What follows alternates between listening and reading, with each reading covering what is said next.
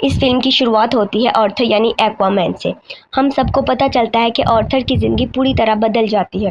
وہ اٹلانٹس کا راجہ بن جاتا ہے۔ اس کی شادی میرا سے ہو جاتی ہے جو دوسرے کنگڈم کے راجہ کی بیٹی ہوتی ہے، اور اب ان کا ایک بیٹا بھی ہوتا ہے۔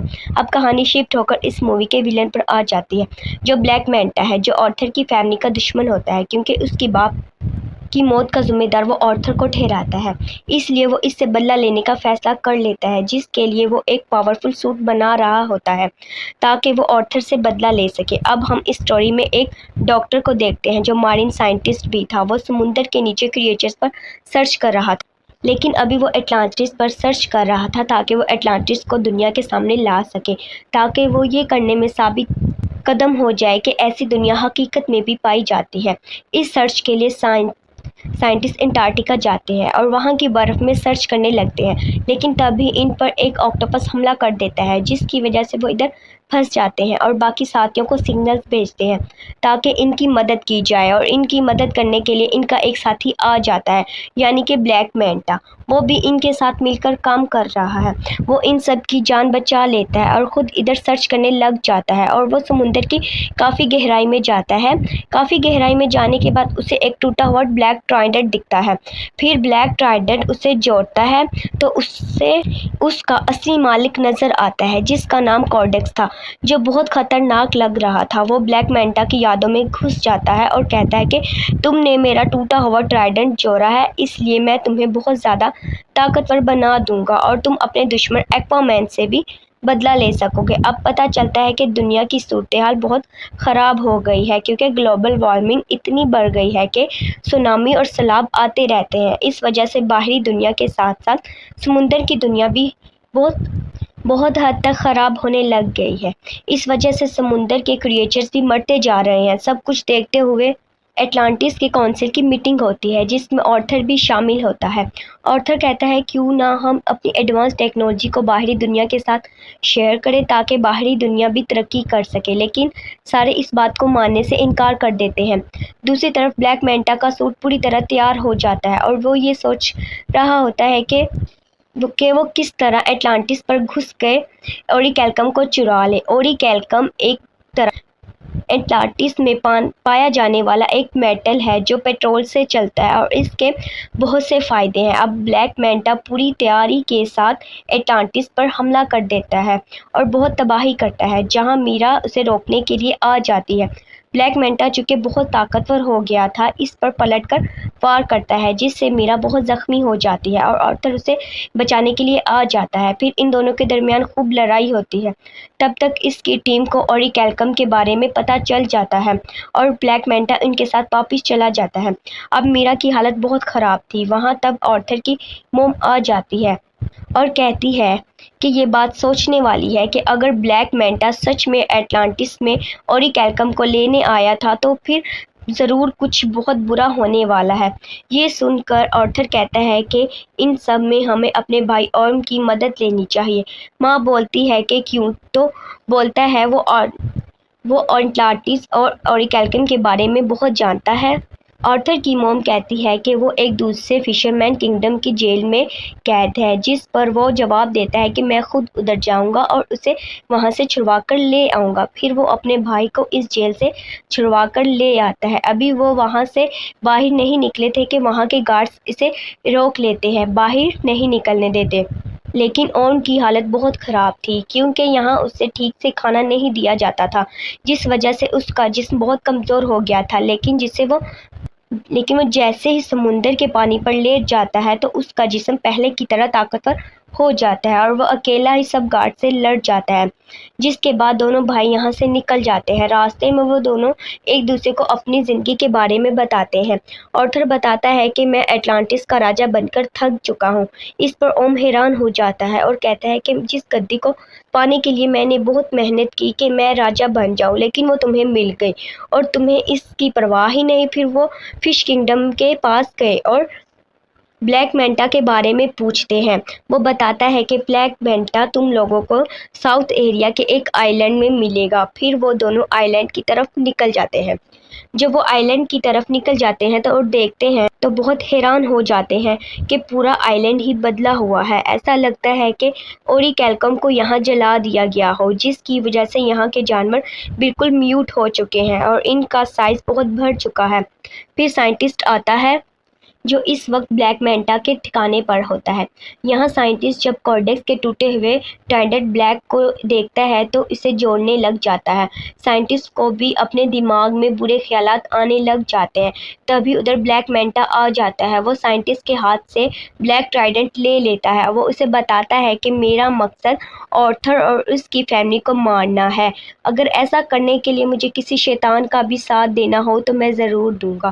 تب ہی وہاں ڈھونڈتے ڈھونڈتے آرتھر اور آ جاتے ہیں، جو آتے ہی سائنٹسٹ سے ملتے ہیں۔ جب اسے پتہ چلتا ہے کہ وہ اٹلانٹس سے آئے ہیں تو وہ اسے بلیک مینٹا کا مقصد بتا دیتا ہے اور بلیک ٹرائیڈنٹ کے بارے میں بھی سب کچھ بتا دیتا ہے۔ اس دوران بلیک مینٹا کی ٹیم کے لوگ ان پر حملہ کر دیتے ہیں۔ پھر یہ دونوں بھائی مل کر بہادری سے ان کا مقابلہ کرتے ہیں۔ تب ہی ادھر بلیک مینٹا آ جاتا ہے اور ان پر حملہ کرنے لگ جاتا ہے۔ اس بیچ اوم کے ہاتھ بلیک ٹرائیڈنٹ لگ جاتی ہے اور وہ برے خیالوں میں چلا جاتا ہے۔ بلیک مینٹا اوم پر حملہ کر دیتا ہے جس سے وہ بہت زیادہ زخمی ہو جاتا ہے۔ اب وہاں میرا کے ڈیڈ آ جاتے ہیں اور دونوں کو وہاں سے لے جاتے ہیں۔ وہ ایک محفوظ جگہ پر جاتے ہیں اور وہاں بلیک ٹرائیڈنٹ کے بارے میں سب کچھ بتا دیتا ہے۔ اٹلانٹس کو ڈھونڈنے والے آرتھر کے ڈیڈ تھے۔ ان کے پاس بھی ایک طاقتور ٹرائیڈنٹ تھا جو آرتھر کے پاس تھا۔ آرتھر کے ڈیڈ کا ایک بھائی بھی تھا جو اور کوئی نہیں کورڈیکس ہی تھا، اور وہی تھا جس نے بلیک ٹرائیڈنٹ کو بنایا۔ جس طرح آرتھر کے ڈیڈ اٹلانٹس کنگ کو چلا رہے تھے، اسی طرح کورڈیکس بھی ایک دوسرے کنگڈم کو چلا رہا تھا جو کہ بالکل ڈارک کنگڈم تھا، یعنی وہاں خطرناک کریچرز اور مانسٹرز رہا کرتے تھے۔ کورڈیکس کا اصل مقصد اوری کیلکم کو چرا کر زیادہ طاقتور ہونا تھا۔ کچھ حد تک وہ ایسا ہی کر رہا تھا، لیکن اس کے ایسا کرنے سے سمندر کے جانور مرتے جا رہے تھے اور ساتھ ہی اٹلانٹس میں بیماریاں بھی پھیل رہی تھیں۔ اب اس طرح کے حالات دیکھ کر آرتھر کے ڈیڈ اس کا سامنا کرنے لگ جاتے ہیں، اسے سب کچھ روکنے کا کہتے ہیں، لیکن وہ کوئی بات بھی ماننے کو تیار نہیں ہوتا۔ اس طرح ان دونوں بھائیوں میں جنگ لگ جاتی ہے، لیکن کنگ جنگ میں یہ کورڈیکس کنگ کو ہرا کر ان کو قید کر دیتے ہیں اور وہ ہمیشہ کے لیے وہاں قید رہیں، کبھی باہر نہ آئے۔ اس لیے کنگ نے اپنے خون کا ہی استعمال کیا جس سے اس کو قید کر لیا۔ اس لیے اب کورڈیکس یادوں کے ذریعے بلیک مینٹا کے دماغ میں گھس گیا ہے اور اس کا استعمال کر کے آزاد ہونا چاہتا ہے۔ اس کے بعد آرتھر کی موم بھی کہنے لگی، ہاں میں بھی اس کے بارے میں جانتی ہوں، جس طرح کنگ کے خون نے اسے قید کیا تھا، اب اسے آزاد ہونے کے لیے کنگ کی نسل میں سے ہی کسی کا خون چاہیے۔ یہ سنتے ہی آرتھر سمجھ جاتا ہے کہ اب اس کا اگلا شکار اس کا بیٹا ہی ہے، اب اس کی جان خطرے میں ہے۔ اس لیے وہ فوراً اپنے گھر جاتا ہے، جہاں دیکھتا ہے کہ سب کچھ تباہ ہو چکا ہے اور اس کا بیٹا بھی وہاں نہیں ہے اور وہ اس کے بیٹے کو ساتھ لے گیا ہے۔ وہاں ایک آدمی زخمی پڑا ہوا تھا جو کہتا ہے کہ بلیک مینٹا آیا تھا، سب کچھ اس نے ہی کیا ہے۔ اس لیے دونوں بھائی اسے بچانے کے لیے جاتے ہیں، جہاں انہیں ان کی موم ملتی ہے اور انہیں کہتی ہے کہ بیٹا یاد رکھنا، تم ایک دوسرے کے بھائی ہو، چاہے کچھ بھی ہو جائے، تم دونوں نے ایک دوسرے کا ساتھ نہیں چھوڑنا۔ پھر وہ دونوں سیدھا بلیک مینٹا کے ٹھکانے پر چلے جاتے ہیں، لیکن ان پر ایک بہت بڑا مانسٹر حملہ کر دیتا ہے۔ باقی تو بچ جاتے ہیں، لیکن اس کے سامنے میرا کے ڈیڈ آ جاتے ہیں۔ پھر اوم جا کر ان کی مدد کرتا ہے۔ میرا کے ڈیڈ سمجھ جاتے ہیں کہ اوم غلط انسان نہیں ہے۔ اندر بلیک مینٹا کے پاس آرتھر کا بیٹا ہوتا ہے۔ وہیں پر سائنٹسٹ بھی تھا جو اس کے بچے کو بچانے لگتا ہے، لیکن بلیک مینٹا سائنٹسٹ پر حملہ کر دیتا ہے اور اسے زخمی کر دیتا ہے اور اس کے بچے کو لے لیتا ہے۔ جیسے ہی بلیک مینٹا اس بچے کو مارنے لگ جاتا ہے تو فوراً آرتھر آ جاتا ہے اور اسے کہتا ہے کہ میں تمہارے ساتھ لڑائی میں چیلنج کرنا چاہتا ہوں، لیکن بلیک مینٹا اس پر بھاری ہو جاتا ہے کیونکہ وہ بلیک مینٹا نہیں، اس کے اندر کورڈیکس تھا۔ وہ پوری طرح اس پر حاوی ہو گیا تھا۔ تب تک میرا ادھر آ کر اپنے بچے کو لے جاتی ہے۔ بلیک مینٹا اسے دیکھ لیتا ہے، اس پر بلیک ٹرائیڈنٹ سے حملہ کر دیتا ہے، لیکن اوم اسے بچا لیتا ہے۔ بلیک ٹرائیڈنٹ کو پکڑ لیتا ہے تو اس کے دماغ میں بھی کورڈیکس حاوی ہو جاتا ہے۔ ऑर्म ब्लैक ट्राइडेंट को पकड़ लेता है तो इसके दिमाग में कॉर्डेक्स हावी हो जाता है। वो उसे उसके भाई के खिलाफ भड़का देता है, इसलिए ऑर्म आर्थर पर हमला कर देता है। लेकिन आर्थर सारी बात समझ गया था। वो उस पर पलटकर वार नहीं करता, बल्कि उसे समझाता है। जब ऑर्म देखता है तो उसे अपनी मोम की बात याद आ जाती है। उसी बीच कॉर्डेक्स खुद को आज़ाद करवा देता है। ऐसा करने से इसके जिस्म में जान आ जाती है और वो आज़ाद हो जाता है। अब आर्थर कॉर्डेक्स पर उसके ब्लैक ट्राइडेंट से हमला कर देता है, लेकिन उससे उसको कुछ भी नहीं होता। तो आर्थर अपने ट्राइडेंट से उस पर हमला करता है और कॉर्डेक्स को जा लगता है, जिससे कॉर्डेक्स अपने ट्राइडेंट के साथ ख़त्म हो जाता है। ख़त्म होते ही सारी जगह तबाह हो जाती है। ब्लैक मैंटा भी इसमें दब जाता है।